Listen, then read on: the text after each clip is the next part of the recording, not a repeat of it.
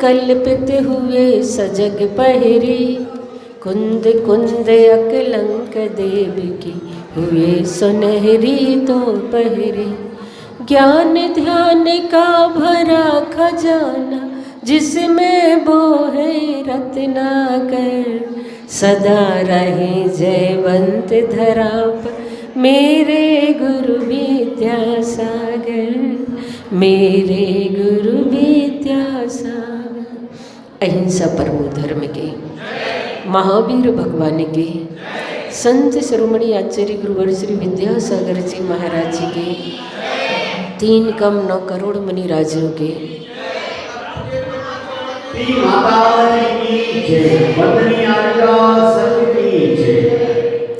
सिद्ध चक्र महामंडल विधान के प्रारंभिक बेला में आज अभी आप सभी ने ध्वजारोहण किया।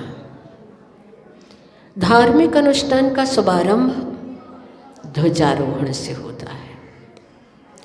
ध्वजा का पहरना अपने आप में धार्मिकता का फहर जाना है। ध्वजा पहचान होती है व्यक्ति की, समुदाय की, समाज की, राष्ट्र और धर्म की। ध्वजा आन मान और मर्यादा का प्रतीक है। इसी ध्वजा में हम सभी गौरव और गरिमामय जीवन व्यतीत करती है। ध्वजा का फहर जाना विजय का प्रतीक माना गया है। जैन दर्शन में पचरंगी ध्वजा बताई गई है।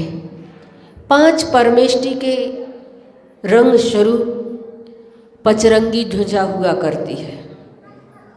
ध्वजा का महत्व बताने के लिए एक प्रसंग मुझे स्मरण में है कि जब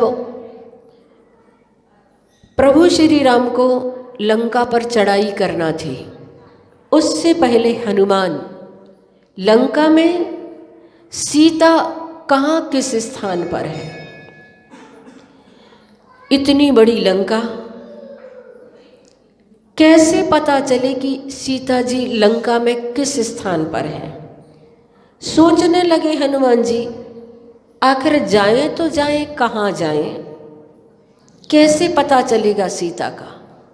उन्होंने ऊपर से आकाश मार्ग से देखा तो उस लंका नगरी की एक भवन पर ध्वजा फहरा रही थी। हनुमान जी ने सोचा कि ये भवन जरूर किसी धार्मिक व्यक्ति का हो सकता है और इस धार्मिक व्यक्ति से ही सीता का पता चल सकता है। तो हनुमान जी उसी भवन की छत पर उतरे और वह भवन था धर्म निष्ठ, न्याय नीतिपूर्ण जीवन जीने वाले विभीषण का।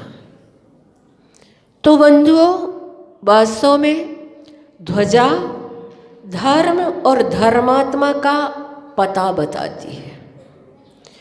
और आज ध्वजा फहराई गई जो हमें बड़े संकेत देती है। अगर पूर्व दिशा में ध्वजा जाती है तो सर्व कार्य सिद्धि का प्रतीक मानी जाती है, और अगर उत्तर दिशा में जाती है तो आरोग्यता और ऐश्वर्य को बताने वाली होती है। अगर ध्वजा पश्चिम, वायव्य या ईशान दिशा में जाती है तो वर्षा ऋतु के वर्षा के संकेत देती है। और इसके अलावा अगर अन्य दिशाओं में ध्वजा जाती है तो शांति मंत्र आदि के साथ हमें धार्मिक अनुष्ठान को करना चाहिए। बहुत अच्छी बात है।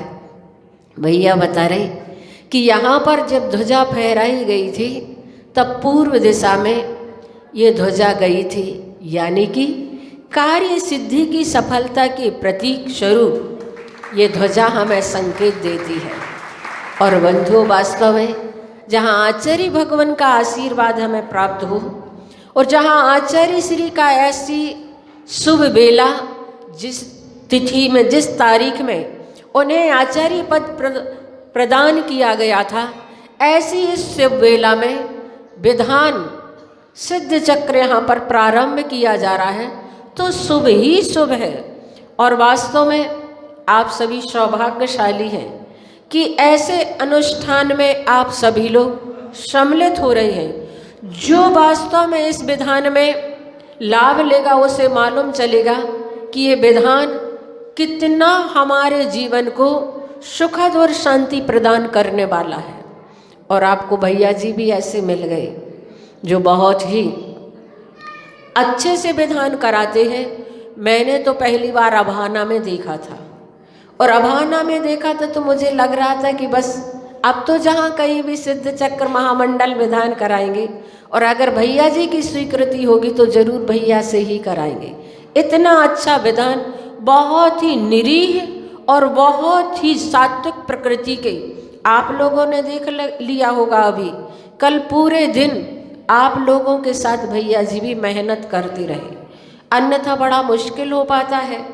इसलिए बंधुओं, वास्तव में ये विधान पूर्व दिशा में जो ध्वजा गई है, ये सब संकेत हमें बताते हैं।